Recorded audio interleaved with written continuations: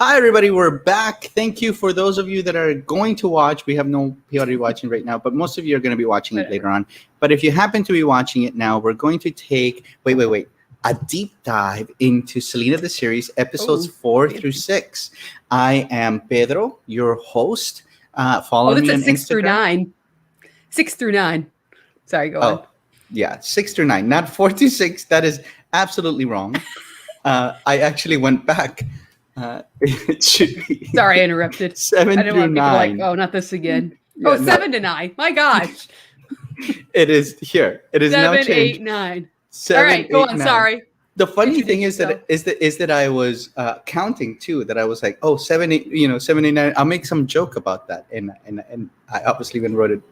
Anyway, back to where we were. I'm Pedro, host of Selena Infinity, and we have our guest host Mallory from bittyblogblog.com. Hello. Hello, Hi. and everybody loves Mallory, so more than they like me. But we'll deal with that later. What? But for now, we're going to be jumping into episode 7, Fideo. Mallory, why don't you tell us what this episode was about? All right, so this was Fideo, and basically it's about, well, the main thing is that Chris joins the band and as like a permanent person, and they redo the buses, so now it looks like a legit bus, like a legit tour bus. Also, what's going on is, once again, seems to be like a reoccurring theme, but AB is under pressure to create new music for the next step. And also, during this time, Chris and Selena's relationship starts to grow. It starts off as friendly, but you could tell like they're starting to get a little, I guess, flirty and stuff with each other. And Suzette's starting to catch on the relationship between both of them. And towards the end of the episode, they do confess that they like each other and all that. But then Selena's kind of torn between the thought of, do I want to lie to my dad or, be with Chris? And that's like kind of like the end of it, of her just being kind of, torn between those things. So yeah, that's how what happens in that episode. Yeah, and I think I think we finally start seeing Selena in more adult situations. Yeah. This is where her look also starts to change. I mean, she still has curly hair. She still, kind of has that transition, teenage, all of those kind of things. But obviously, here's one thing that I thought was really cool is that Chris is older than Selena by a few years. I mean, what is it, like 2 years? 2 or 3, yeah. Yeah. But at that age, it makes a big difference. Like Chris she's like a teenager there. Yeah, she's like a teenager, and Chris is like what, like 20 or 21 or 18. Yeah. I don't know how old exactly. Yeah. But it's a big deal when you're that young to be like, oh, I like this guy. And I feel like I'm getting some of that. Chris is kind of cool and sort of like, yeah, sure, whatever. And Selena's sort of like, oh, hi, Chris. Like, hi, what are you doing? What are you, And so I really enjoy that sort of dynamic because Selena looks like she really likes him, and Chris just seems like, yeah, she's okay. Like, she's like this kid that. Yeah. Well, the fact that she had to ask AB to ask him if she liked him, which is, I guess, what really happened in real. I think so, isn't it? Yeah, because they kissed in this episode. I don't remember. Yeah, they has to be. Yeah, these two, this one and the next episode blend together so easily for me. But yeah, it's this episode because they kiss in it. I remember that much. So, so of course I had to tell her feelings at some point. But yeah, she asks AB to ask how he feels about her, and he's just kind of like, I don't want to get involved, kind of, attitude at first. But it actually did happen in real life. Apparently, they did send AB out to ask. So that does show her maturity level. That she had to, she couldn't ask herself.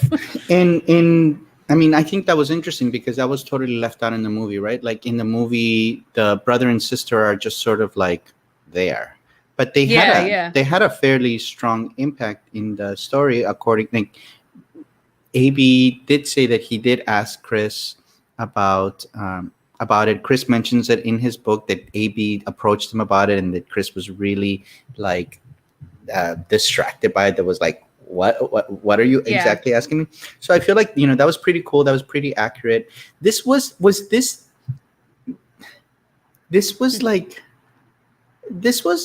Is this when she cuts her hair?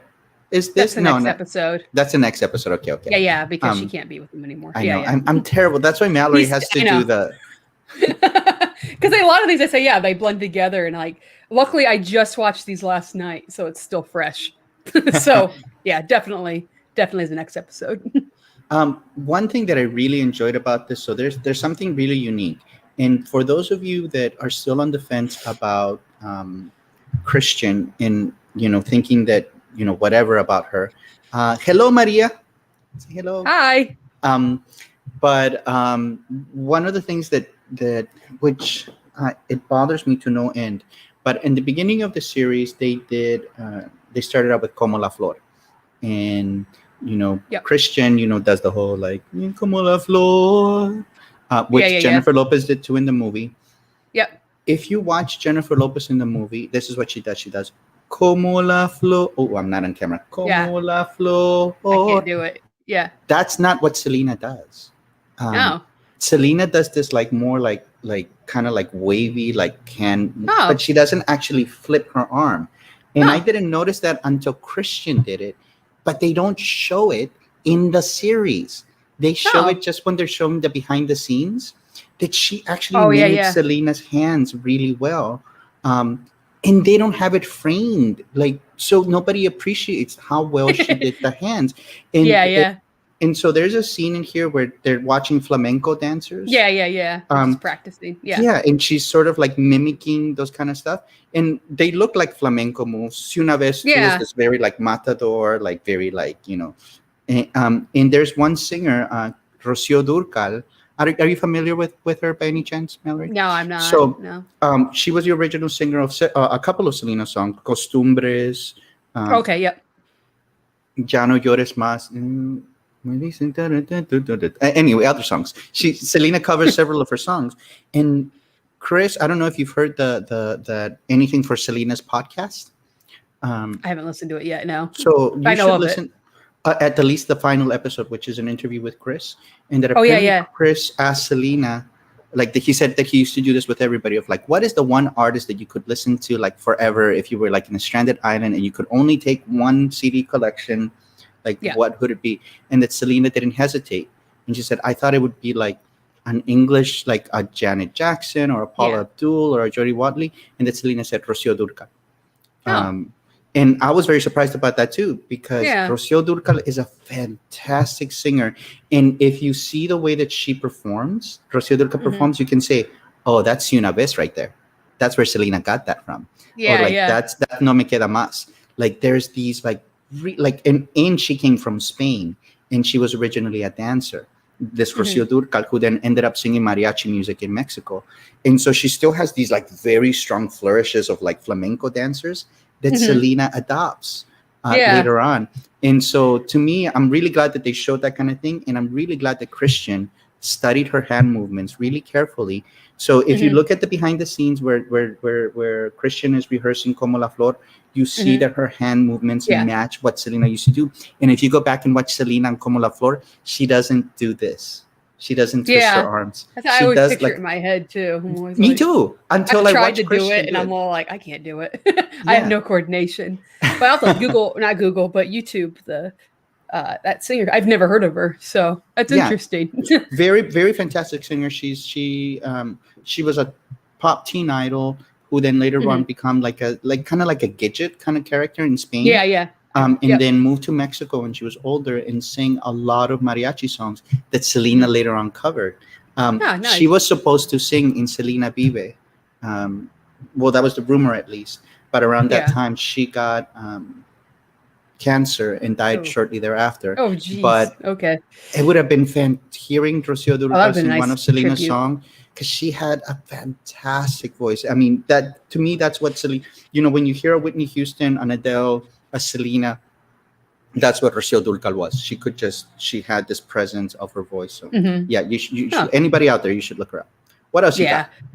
I love how I'm sure a lot of fans appreciated the little thing of them mentioning the song more than words, and then like kind of incorporating that multiple times, because most, I don't want to say most, but a lot of people know that Many. was like one of her favorite songs. Yeah. And they like to sing it together and that sort of thing. So I love how they incorporated, at least, I think I did like 2 times in that episode, of them singing together and bonding over it. So I love how they showed that with that song. And it's too bad we'll never hear that song. Well, that I know of, her singing it live, because that would have been a really, really pretty cover if she ever sang it live.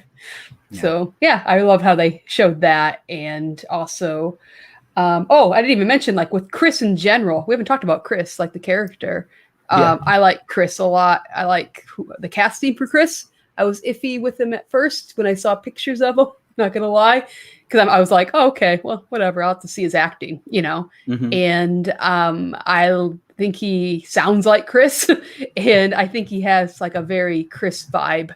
And I think the Chris from the movie was really good. They kind of made him a little bit, what's the word? Airhead. I don't want to say dopey. Airhead. I don't want to say dopey was too much. Yeah, airhead's a good word. But I like how this Chris is just more of like a chill kind of, Chris. And he even like has like his speech patterns and how he talks, and just, I don't know, they did a really good casting job. And Posey, what's his first name? It's not John. It's Jesse Posey. Yeah, he's done a really good job. So I like the casting with Chris as well. I totally agree. I totally agree with that. And I've gotten the luck to be able to talk to Chris a couple of times. One in an extended interview, which is posted on my channel if you haven't seen it yet. I remember that. Yeah. It's and it's a really interesting story that I sent him a message on Facebook and was like, do you want to do an interview with a Selena fan? He was like, sure. Which Selena fan? I'm like, me. Like, oh, wow. It was that easy? Yeah, it was that. Was like, I just commented 2012 or something? Or was this it was a while ago. Yeah. I remember that. Yeah, because I was just like, how'd you get that so easy? I commented on one of his Facebook groups, and he was like, that's a great idea. But how should I pick the fan? And it's like, well, I asked you. Like, it should be me. So we did that interview. Anyway. He's really cool. He has promised that he will do a second interview. But anyway, he has he has this very chill attitude to him. And if you even see the older interviews, like, he is, you can tell he has this shy demeanor to him. And even in his book, he talks about like how Selena would challenge him to think about things that he hadn't thought about, or to say things like "I love you," which he wasn't used to doing, because that's not the kind of family he grew up in. And so I see that a lot versus like, I like it if you like it. Like, I got hot sauce, it's like, that just felt very like, sorry, who is that? Sorry. Who's that guy? And so exactly. But I was like, no, it's just soft spoken. Yeah. What was it like? I don't know. If I was in your family, I think I would be a doctor or something. It's like, what kind of accent is that? Like, what kind of, like, is he from like California? Like, what is that? Now I want to think about that anytime I watch the movie, because I'm gonna hear your voice now when I do that. Hot sauce. They can't make hot sauce enough for me. Not that I dislike the movie. John Cena was great. Yeah. And that was before. Maybe it's just another side of him. Exactly. But I really liked, and I think they did really good to get, like, the chemistry, I think, was good between them as well. Mm-hmm. So sorry, now I keep thinking about how old Jessie is. Jessie Posey. Christian Serratos is 30 years old, and she was playing a 14-year-old girl. That's one thing that people don't appreciate enough, is that a lot of things, when they say, well, she doesn't seem like Selena, it's like, Selena didn't seem like Selena when she was 14 years old either. When she was 13, 14, like she spoke differently, she behaved differently, she sang differently, she performed differently. So I think Christian is trying to work through that. Yeah, but I think she definitely grew into it, as every episode she seems to do, like, I don't want to say better, but grows into the part, I think, a bit better. Because it wasn't, as I think I mentioned this in the first episodes that we did, was that, she probably didn't have a lot to go by with a little, a young Selena, and just had to kind of wing it what she thought it was. So at least now she had like interviews and things to see how she was at this point in time. So she definitely grew into her part, I guess you'd say, as time went on. So I have something to point out, which I think was really interesting, is that at this point, so Selena's already like on a major label, and they're starting, they have that new bus. Well, Do you know this, Mallory? Like, is this the new bus, or is this the refurbished Big Bertha? I think they had two buses. Yeah. I was under the impression it's refurbished, but they didn't say. Yeah, they didn't say. Because they did have two buses, and this was a big thing of contention in the one of the groups that we're in, where somebody was saying like, "Oh no, it's Big Bertha," and it's like, no, Big Bertha was one bus, and then nobody was a different bus. Yeah. There's two buses, and so I didn't get this. I couldn't understand if this was a new bus or if they just refurbished Big Bertha. I'm trying to think if they made any clues to it. And I don't think they even they didn't mention anything. Yeah. I don't know. Like when I watched it, I just assumed it was refurbished. In the movie, they mentioned about refurbishing. They said this, she has a line where it's like, this nice refurbished new bus, and she uses the word refurbishment. Maybe that's why I think of it. Yeah. Yeah, but Selena did in fact have two buses. She had a fancier bus. So, but what I don't know is if Big Bertha was actually refurbished and then they got a new bus, or if they got a new bus and Big Bertha, sort of was left in a ditch somewhere. They never mention it, yeah. So we'll never know. What else you got? Oh, I know we could talk about the Target. What is up with Target? What is up with Target? I mean, they must be a sponsor, right? I think they had to have. It's got to be like product placement. Like I'm almost certain it's product placement at this point. At first I was kind of like, oh, it's just showing, like, I think the first time we see it is the second episode before they watch Johnny Canales. And I thought it was just like a way to show, right? I thought it was just an ad and they're just kind of showing what the clothes look like at the time. I don't know, just get a feel like, oh, this is the 80s. Mm-hmm. But then it's like every other episode, they're like, I gotta do a Target run. And then it's just like they're at Target looking through CDs and they'll say like Target outside. And I think it's either this episode or the next episode. AB's talking to his wife and they're at like she's at the high chair and he's all like, I'm doing this. She's like, oh, we're busy shopping. And like the camera pans into a close thing of like Target, like a Target thing. And I'm like, okay, that's obviously something like that's product placement, but it's just weird because it's like, but it doesn't, like, even when they show shots of it, I know it was from like the 90s or late 80s at this point. It doesn't really look like Target. And it's just, I don't know. It's just really weird. Like I think they had to have. What was that? It looks like Target now. It's like, was Target? Did Target even use these like colors and stuff back then? Like maybe they did. I know they had the bullseye. I went to Target when I was young. I don't remember. I mean, it was a color scheme, but I don't know. Actually, that's a good point. And I don't think Target was like super huge back then. I don't think it was around. But I have been to Corpus Christi and I have been to their Walmart Supercenter, and I always heard about Selena shopping at Walmart. So I don't think this is like necessarily like an accurate, like it feels like a product placement. No matter if it's completely accurate as far as the time and the all of these things. Like for God's sake, like what other they haven't mentioned any others. They haven't even mentioned Whataburger.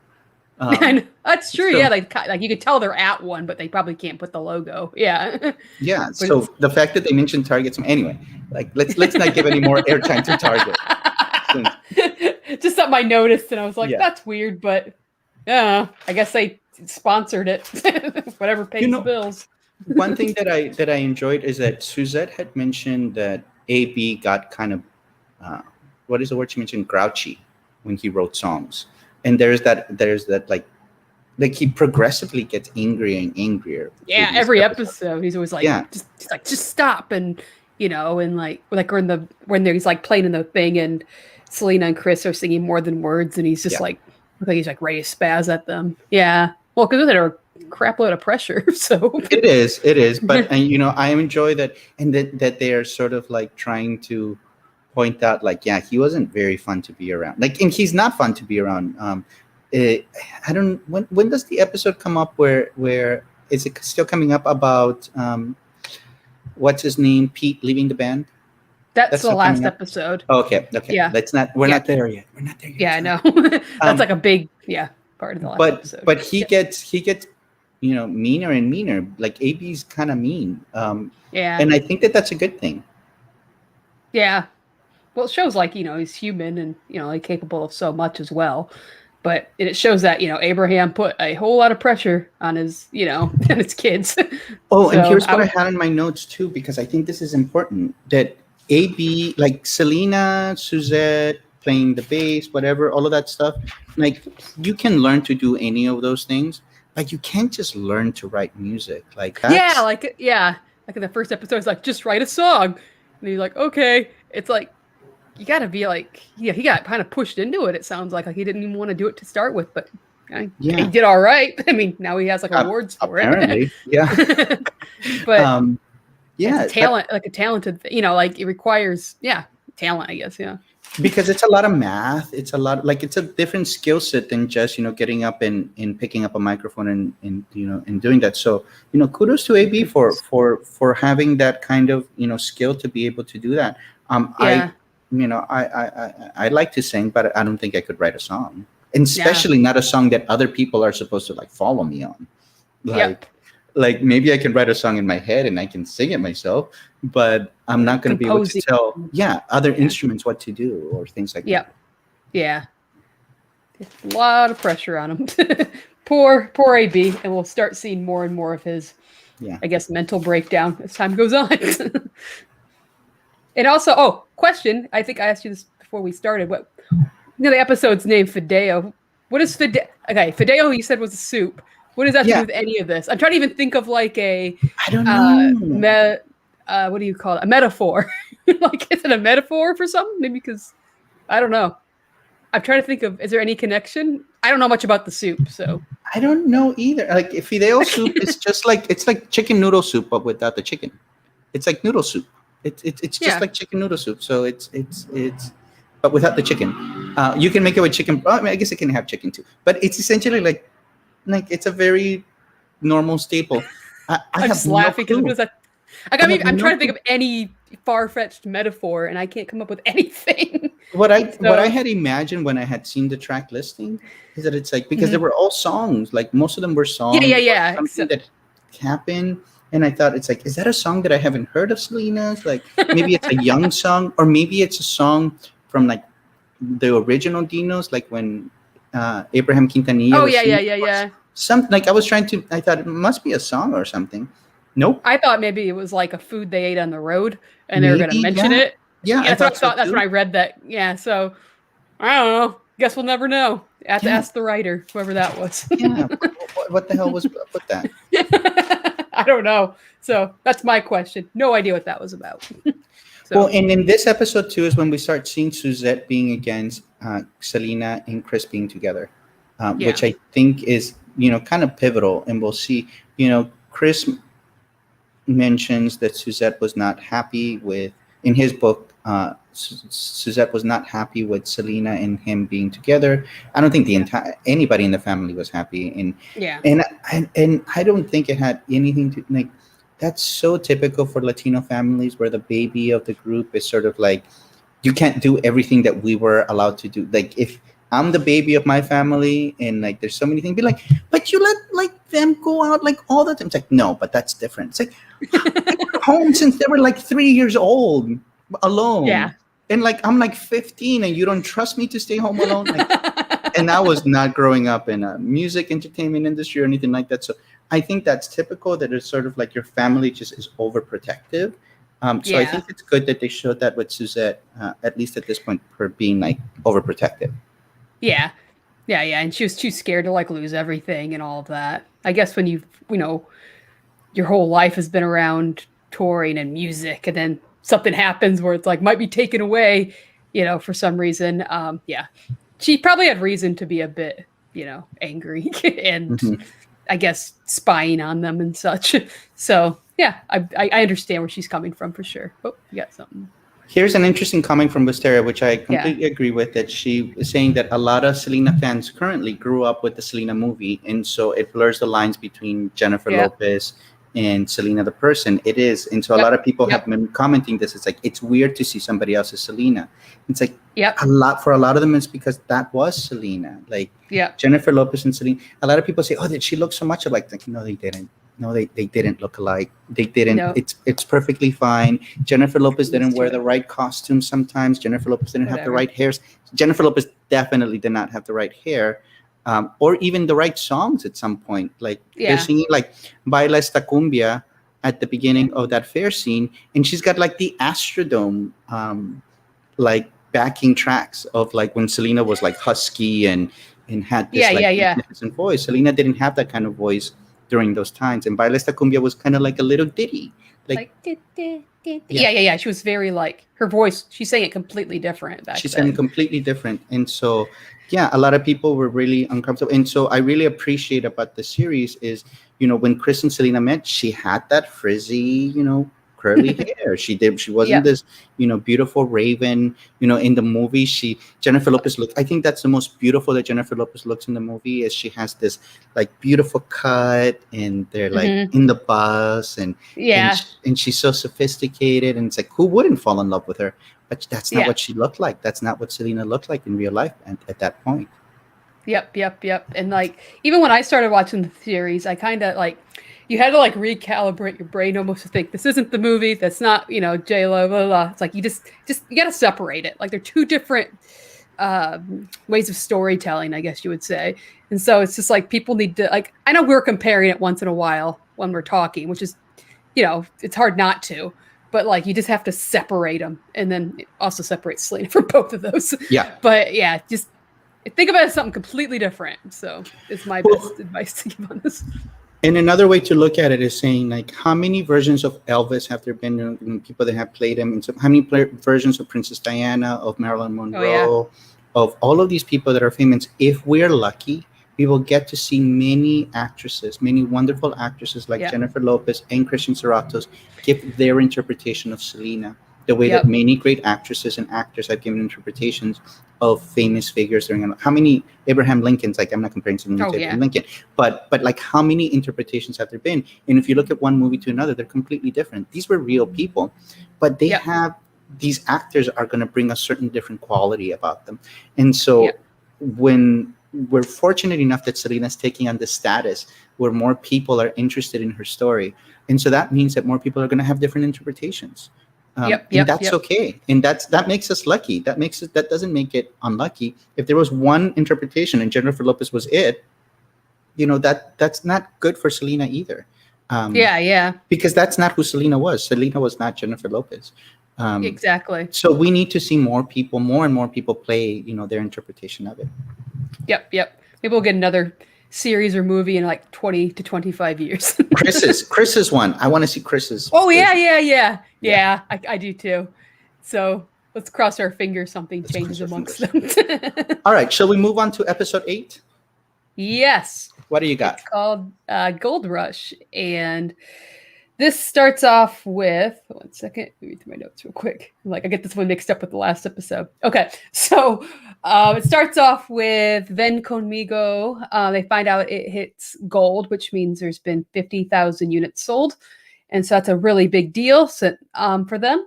And also during this time, Chris and Selena decide, hey, we still want to be together. So they kind of sneak around and that sort of thing, try to keep their relationship under wraps. And in the meantime, we meet Bill, who is Suzette's husband, Arriaga. I believe I was pronouncing his name right. Bill Arriaga, through a mutual friend.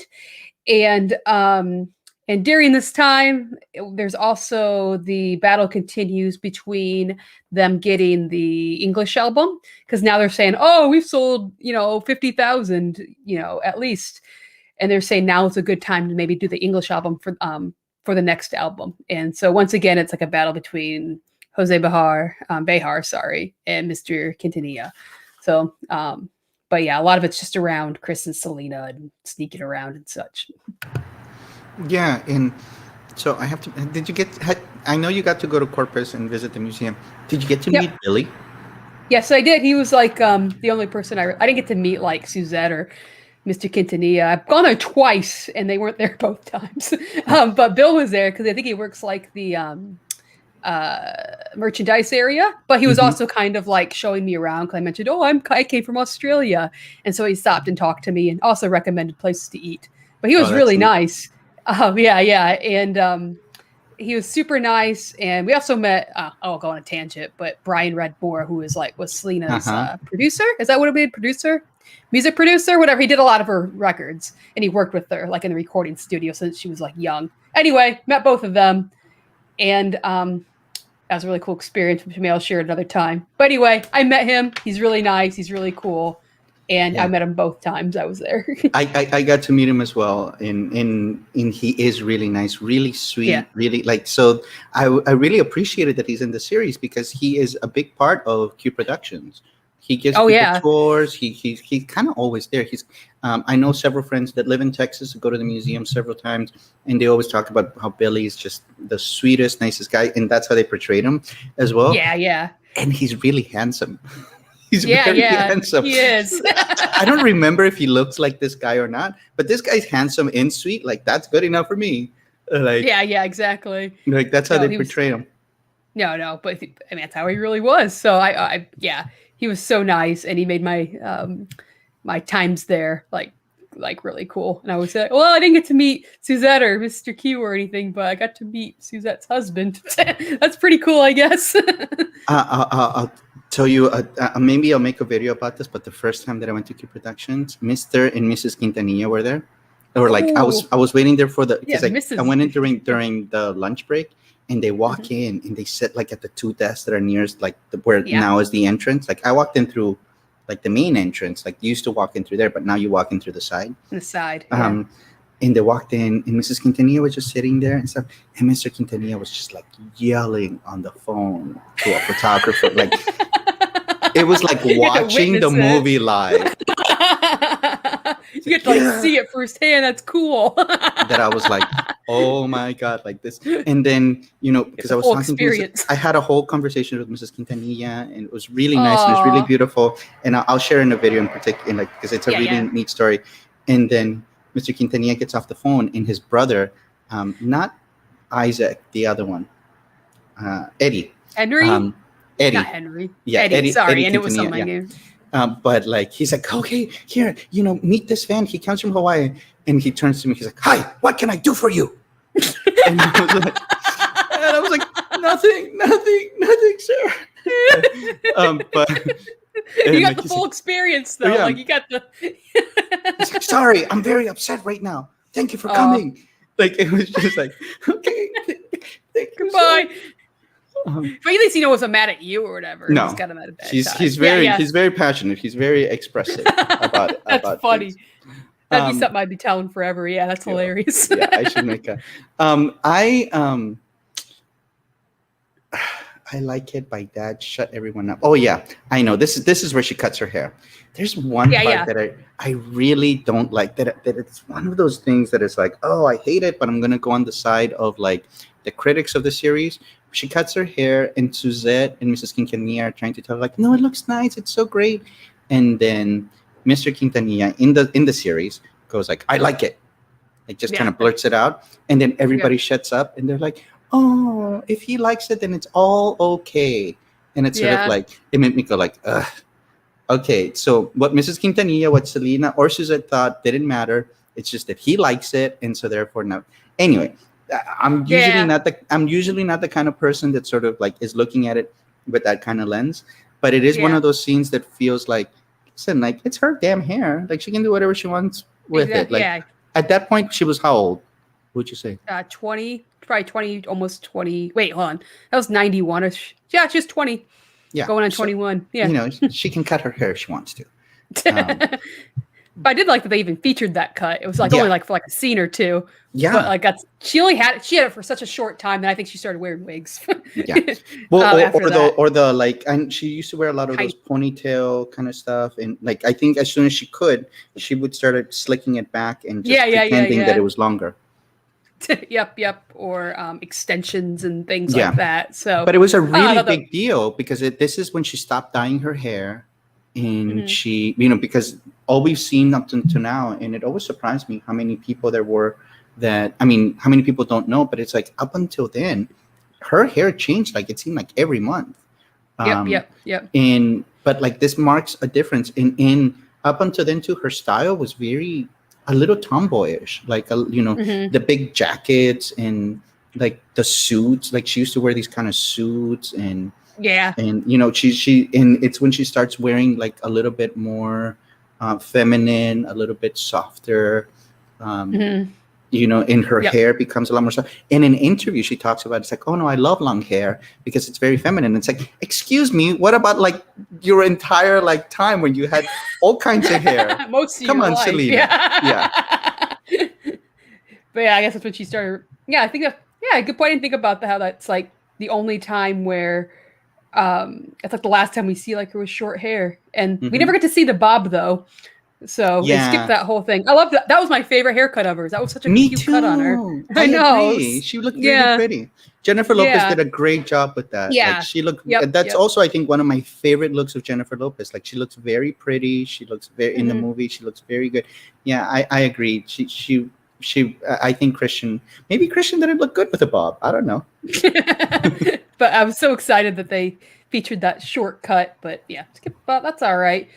And then I'm trying to think what else they had. They did a really good job on the Johnny Canales reenactment. Like if you put them side to side, which I know people on YouTube have done it, they put like the real Johnny Canales not performance, but the interview against the other one, and they did a really good job at recreating that. And like once again, like if somebody who's not familiar with Selena watched that, they probably wouldn't, obviously they're not going to notice or care, but it was really well done. And the fact that they did Ven Conmigo, which is one of my favorite Selena songs. It's such a happy little.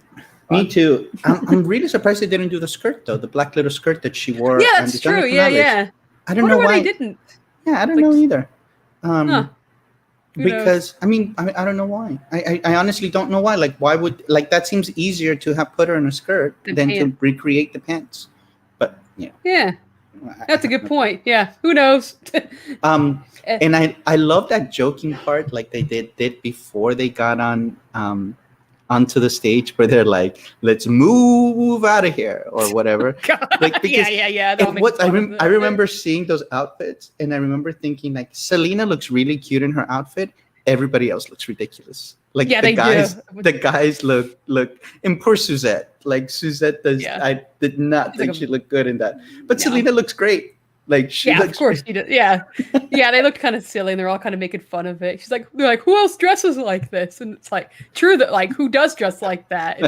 He's like, everyone's gonna be dressing like this, and like, no, they didn't. Okay, she pulled it off.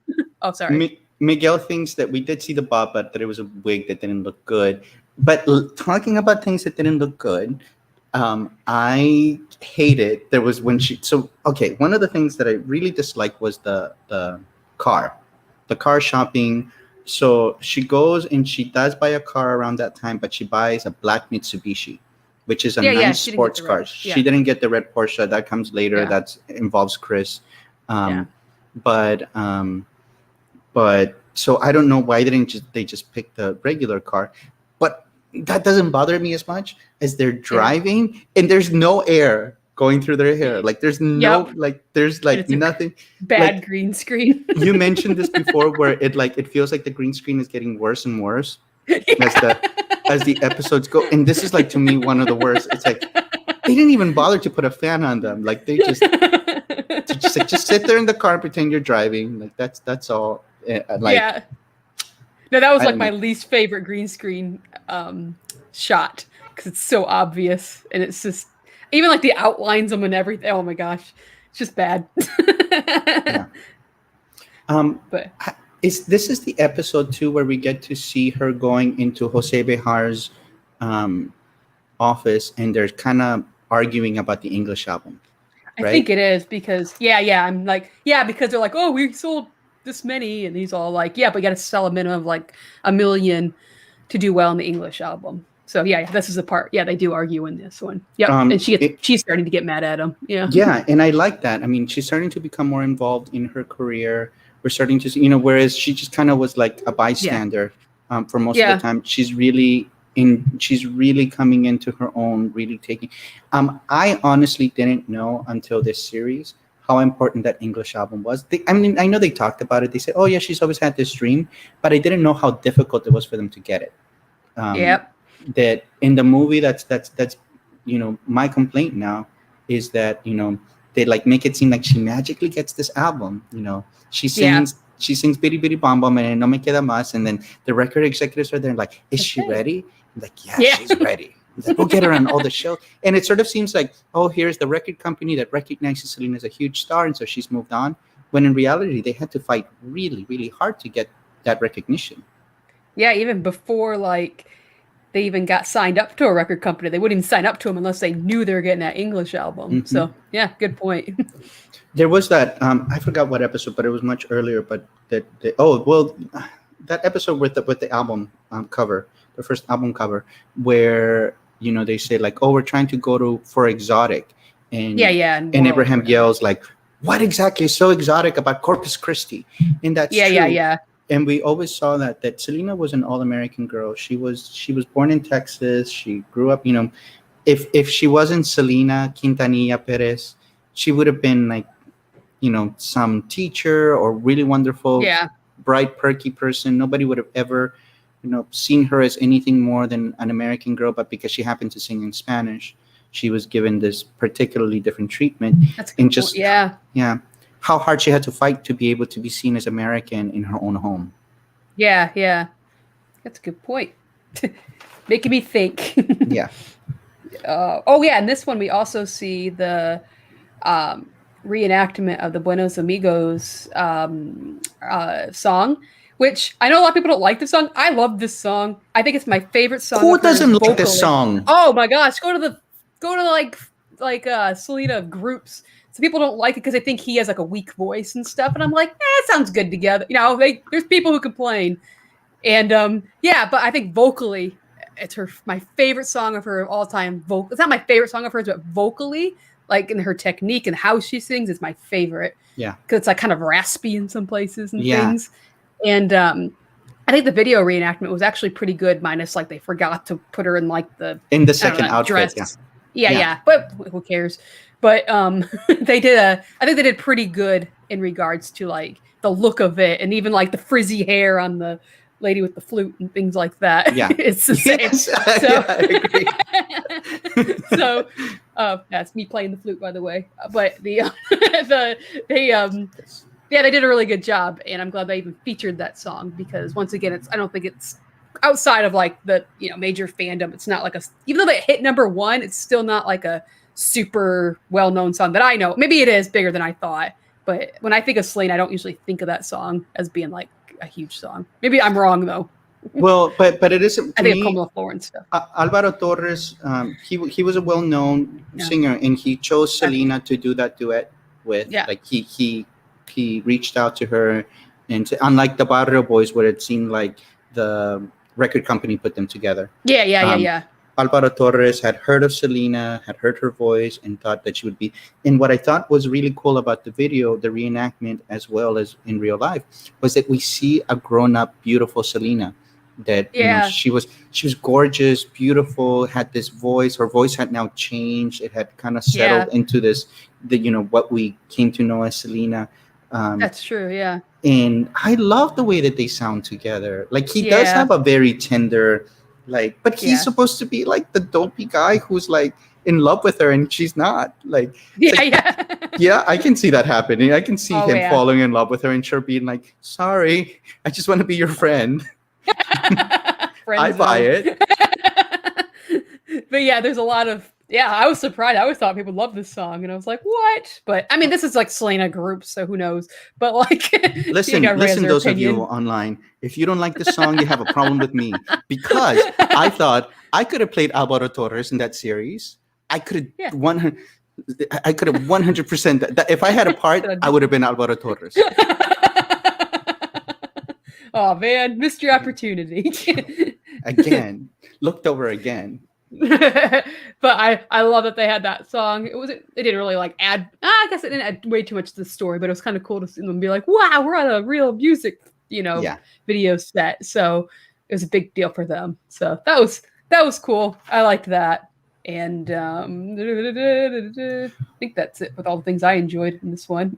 Well, one more thing that I want, they're starting to, in which they did, but you see it a lot in this episode, is that they start giving like the songs kind of like this iconic status. Like we get to hear about La Carcacha and how it started. Like the stories behind them. Yeah. And it's so cool because to me, it's like, if you don't know Selena, if this is your introduction to them, like, that's not gonna matter. Like, you see this beat up car and stuff, like, you're not gonna go like, oh, they're talking about La Carcacha. Like, you're just not. So I really appreciate that the writers, the producers, and all that stuff, like, this is, I think if other people watch it and enjoy it, that's fine.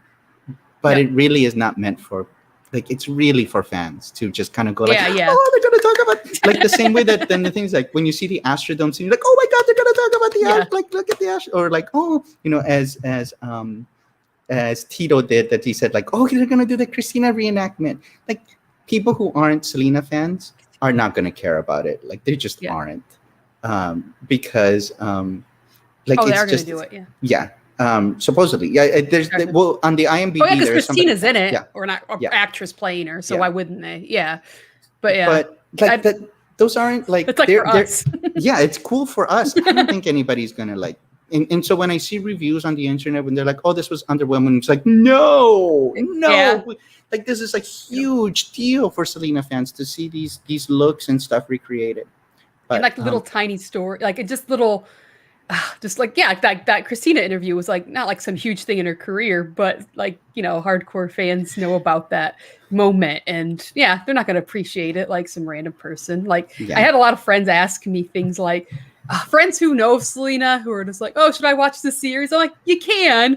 I'm like, I don't know if you're going to like it though. I'm always like, I don't know, because I'm like, I enjoy, like, I'm geeking out and nerding out about it, but I'm like, I don't know if you're going to appreciate it, or like, I mean, maybe if you watched it with me and I can explain things, but like, you know, as a casual viewer, I was all like, I don't know. Like, it's hard for, like, when people are like, what's there to watch on Netflix? I don't think to recommend this. And not because it's bad, it's just, I don't think people are going to appreciate it as much as, like us. Well, and it's also a little bit like what I mentioned before. It's like, they're giving away all the secrets. Like, this is stuff we knew. Like, that's how you kneu there was another Selena fan. It's like, you knew about the smudge on her neck in Ven Conmigo. Ven Conmigo. You know, you knew that's why they made it black and white. You knew, like, all these things. Now everybody knows. Now we're no longer special. It's not an exclusive club anymore, you know. All right, shall we move to Que Creias? Yes. 1 second. Get my notes. Here they are. So Mallory always does the synopsis for this, which I think is great, because then I can go off camera and eat my watermelon. Okay. So, hello.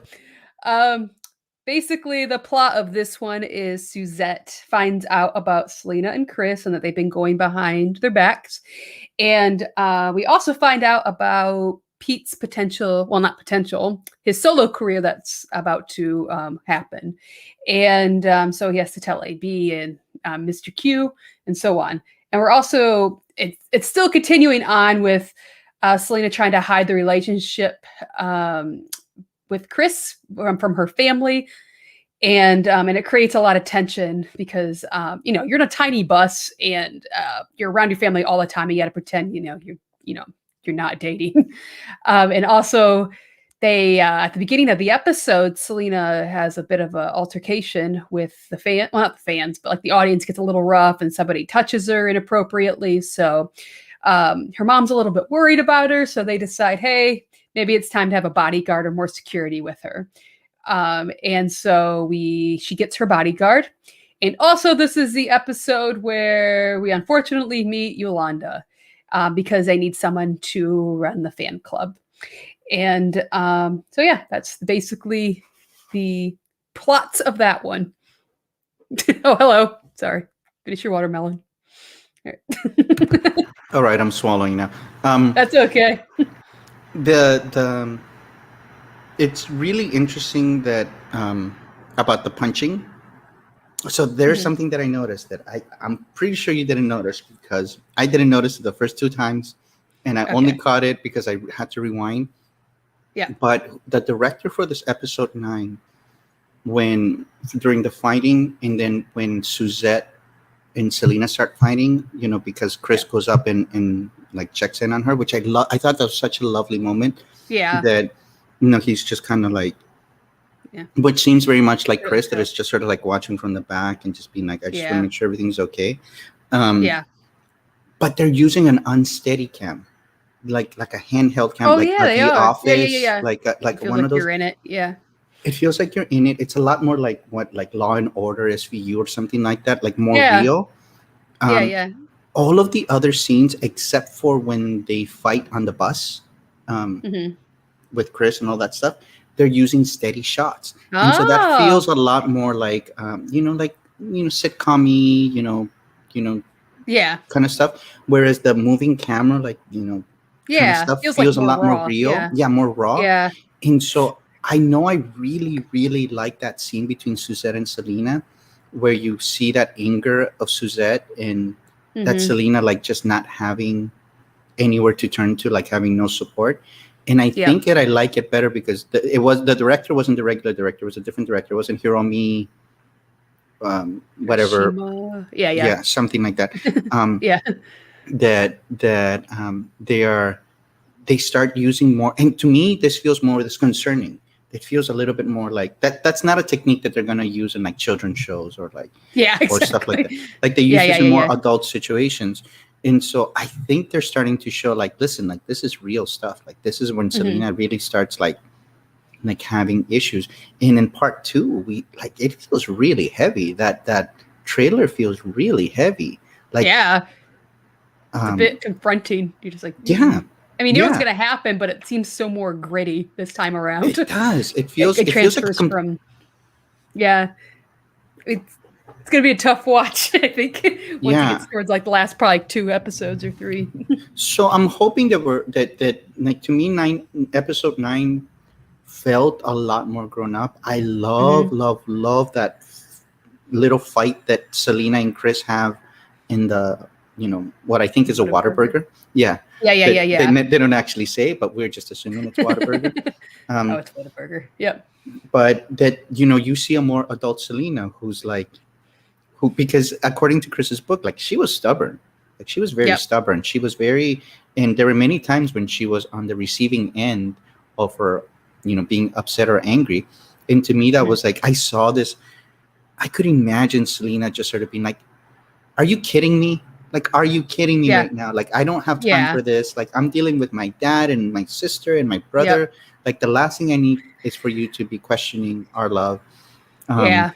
So I hope we get to see more of that in part 2, where it's just Selena like dealing with the real world. And there's this comment from Jonathan that says she got it from her dad. Probably, yes, 100%. And then another comment from Alex Garcia saying episode 9, my favorite, also my favorite song, which I assume he's referring to Como la Flor. Or cake. Well, no, it could be any of them. Oh, could be Creias. Yeah, I guess. Yeah, could be Creias. It could be Amame. Yeah, that's true. We'll find out if they text back. Yeah, tell us, Alex. Which song are you referring to? I didn't even think. I forgot Como Flor was even in this episode. I was all like, "What are you talking about?" Oh yeah, they're writing it. But sorry, hold on a second. But I liked her performance of, by the way, Creias. Sorry if I mispronounce it once again because my Spanish. It's all right. You're a white girl. We forgive you. It's my accent's so bad. But yeah, I love that. I think out of all Christian's performances on the show so far, this is probably her best one. Like, it looks like Selena too. Like, and I love that they use that outfit and everything. But that was a great performance, and I like how they try to make it like dramatic because they keep kind of like Chris in the background all looking and thinking it's about him and stuff. And yeah, I love that scene. It's so well done. And but yeah, it's like how that builds up the tension. Like this whole episode I like because there's so much at stake, I guess if that's where to put. The stakes are higher. Stakes are that's the word I'm looking for. And there's just like a lot. You could feel the tension growing more and more, like as you mentioned before with AB. Finally he's about to crack.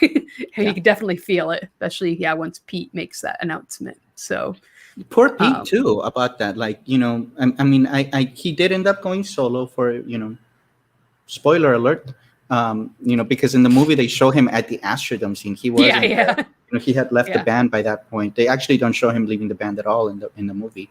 So spoiler alert, he does leave the band. He has a solo career.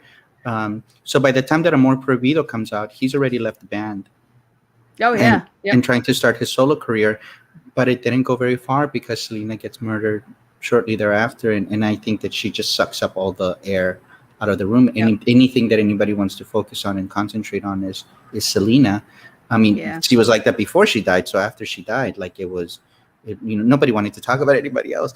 But Pete has a fantastic voice, and this is one of those other scenes that I just sort of go like, he has that conversation with Mr. Quintanilla, and Mr. Quintanilla is like, yeah, Selena's success is your success. It's like a tree that has branches, and Peter's like, you're the tree. Yeah. I saw that. That was like, okay. Like, all right. That was so like, okay, yeah, let me get it.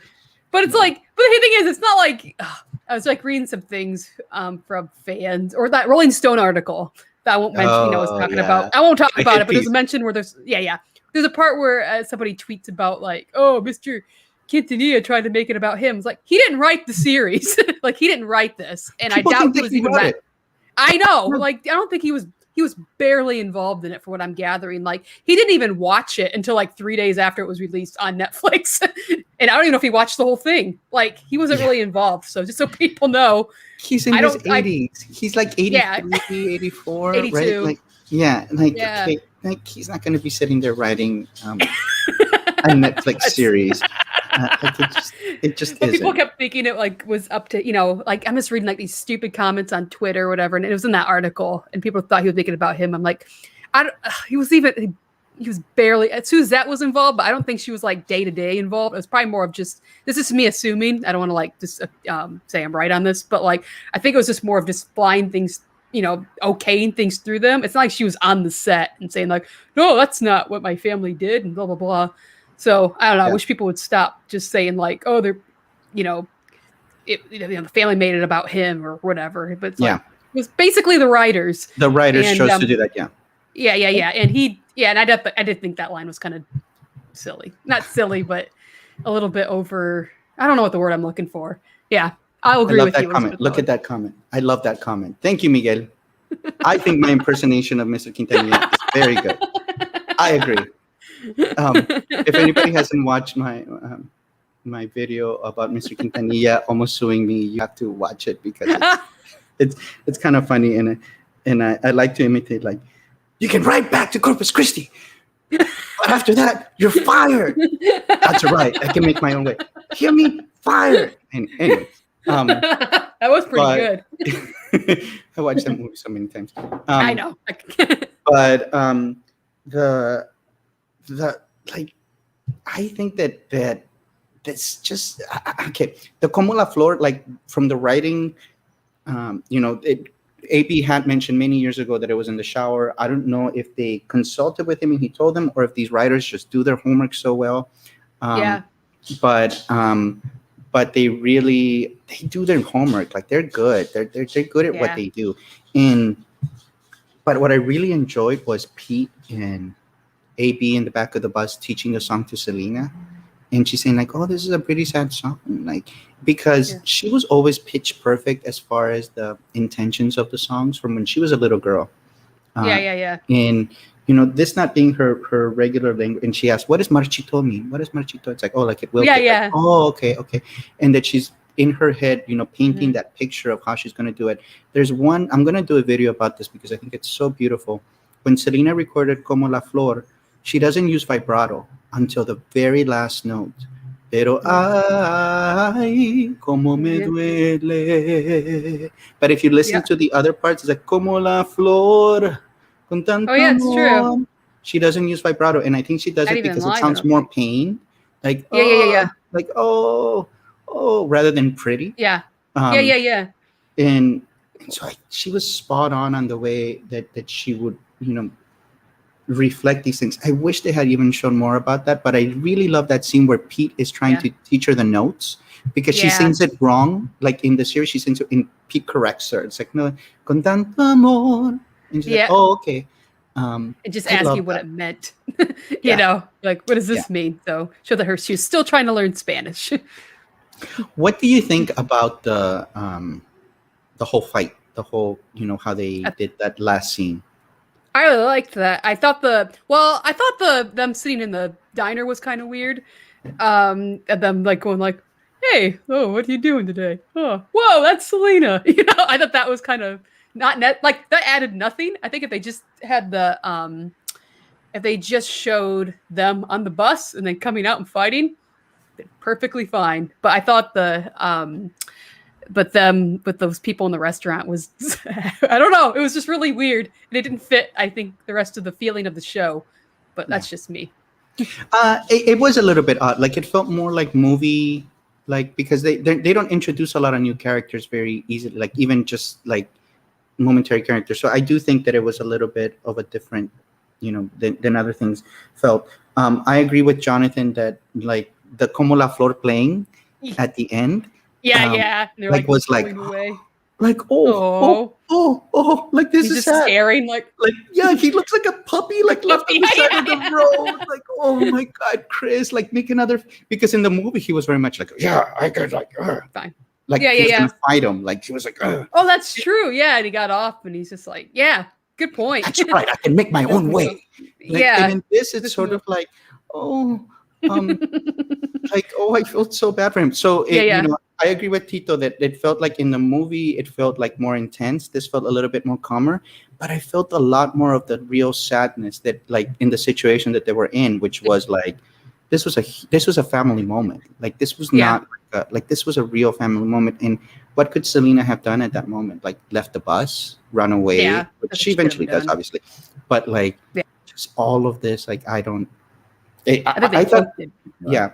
And I remember thinking like, oh my God, they're gonna end it here, aren't they? They're gonna end it here. Oh my God. Oh. Yep. I knew it. Well, yeah, I knew it. Even before like I even watched the series, I made like a prediction of like, I bet it's gonna end when they either find out about him or she runs away with them. Which I thought it was when they were gonna elope, and then it was sort of like, what's gonna happen? But it's like, this is terrible. I don't want it to end right here. Like, can't they elope? Like, now we gotta wait 8 months or whatever, 6 months to see him elope. Let's talk really quickly. This is an interesting part from Wisteria. Just a little bit about part 2 and sort of what we're expecting. She's mentioning about that. The movie certainly didn't like. It was a very big jump. And I know people now who think like, oh well, she was shot on stage, right? It's like no. It's like, but because of the movie, they think that. No, like that's not at all. That was like a metaphor. Yeah, that's a metaphor. But if you weren't, around at that time, like. And you only saw the movie, I can understand why people would think like, oh, okay, I guess that okay. Like, but what would you like to see from part 2? What are you? Oh man, yeah, because I'm going to go back on the comment that somebody just made of like hoping to see more, to be more outraged.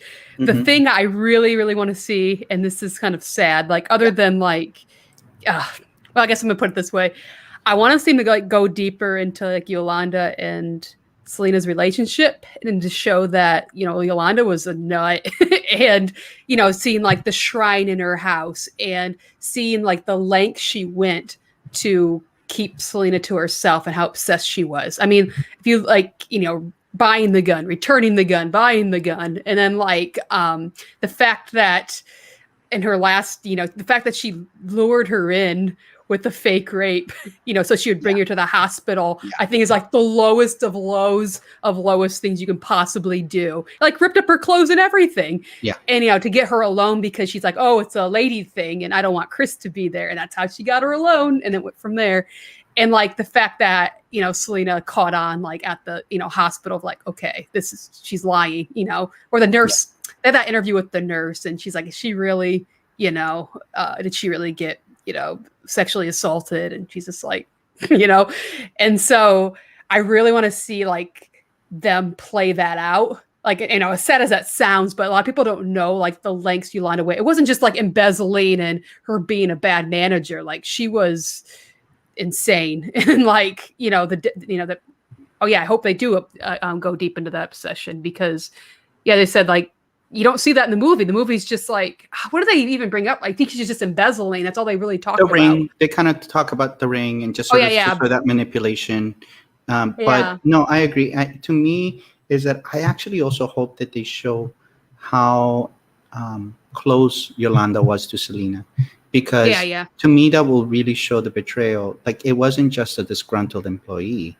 It was one of her best friends that Yolanda had a key to Selena's house and could sign Selena's bank accounts. Like that's how close, that's how much she trusted Yolanda. So you disgruntled employee who gets fired, that's one thing.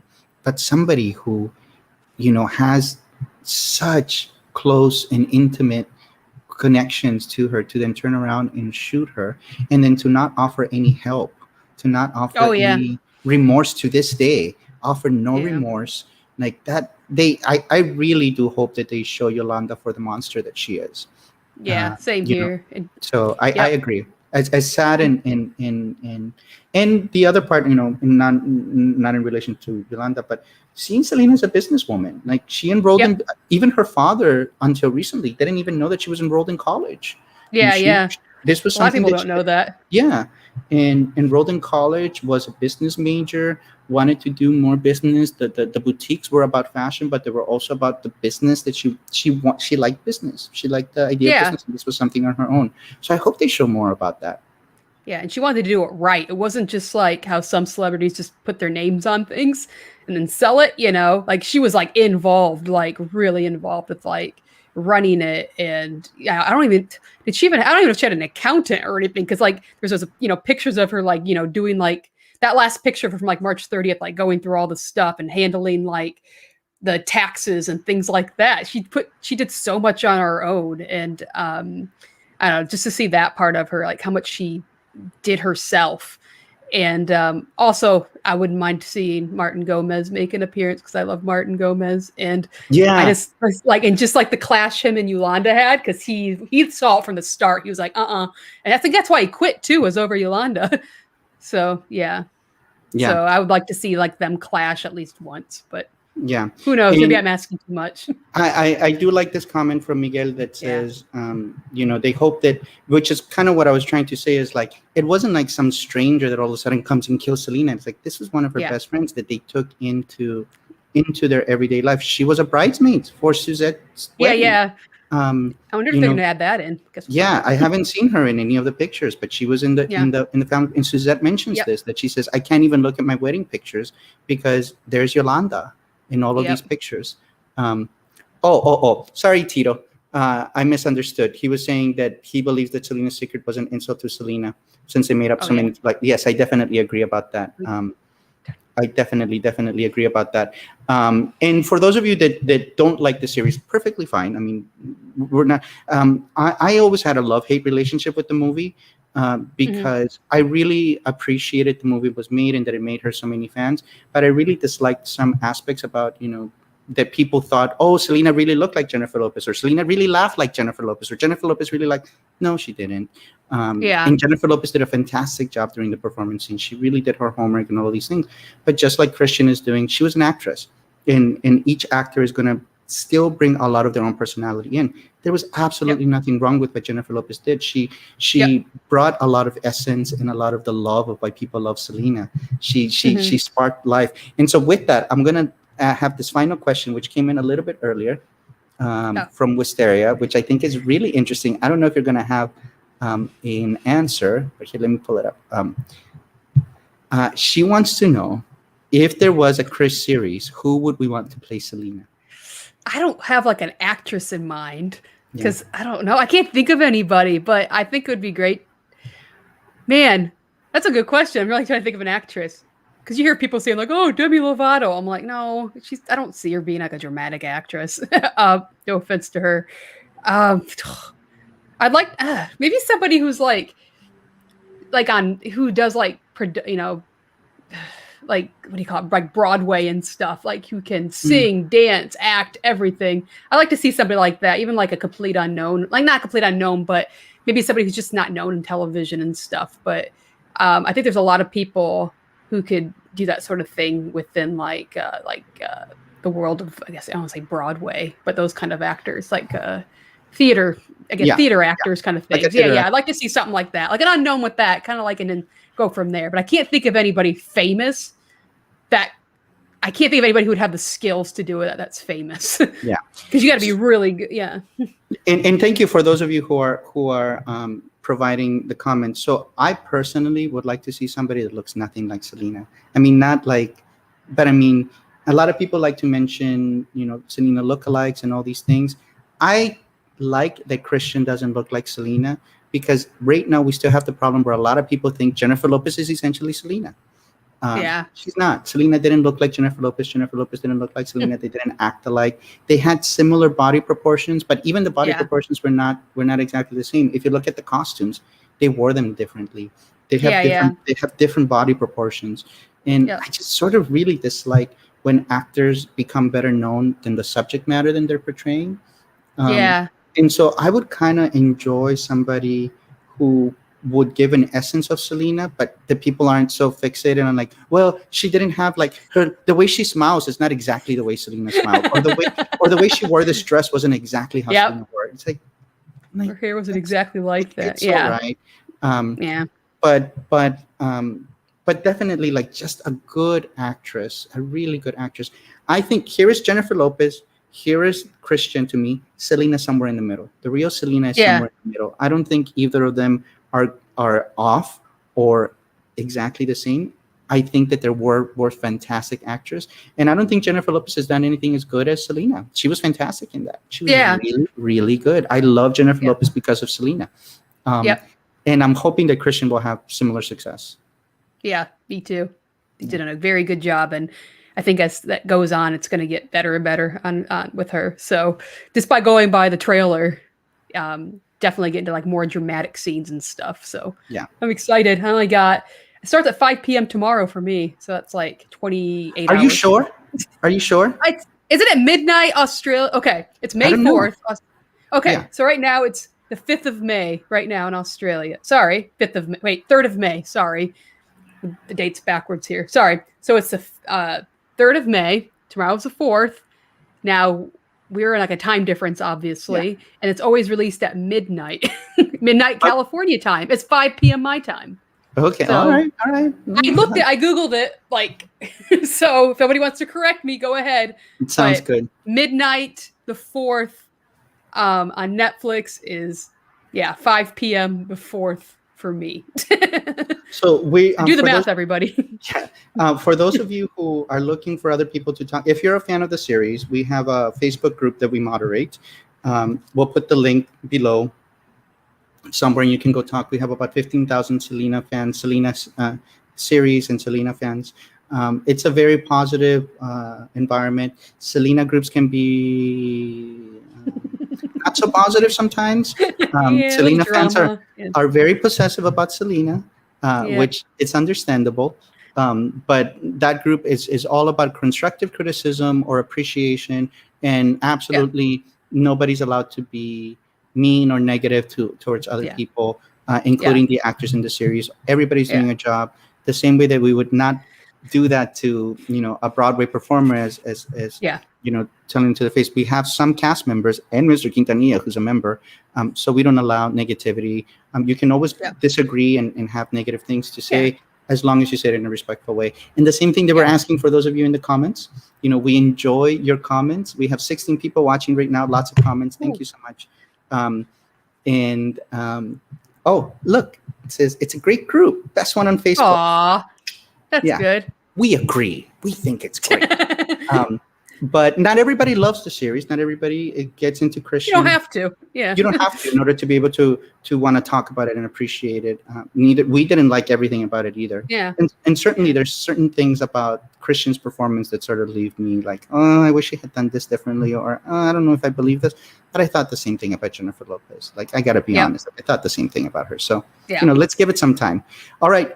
So that's it. We have been here for almost 2.5 hours. Gosh, talking about Selena. We could probably go 16 hours talking about Selena. Do it till it starts tomorrow, whatever. We have a party tomorrow also in the chat. So if you have the ability to come in and join us, join the group. Let's go ahead and make this a nice thing, because regardless as to what it is, we should always be grateful and thankful that there are more projects that Selena's coming around. We can always criticize, but I think we should be thankful that there's more people that are becoming fans. I'm thankful for that. Yeah, definitely. I agree. All right. So thank you so much, Mallory. Thank you, everybody out there. Thanks for watching. Thank you. It's fun.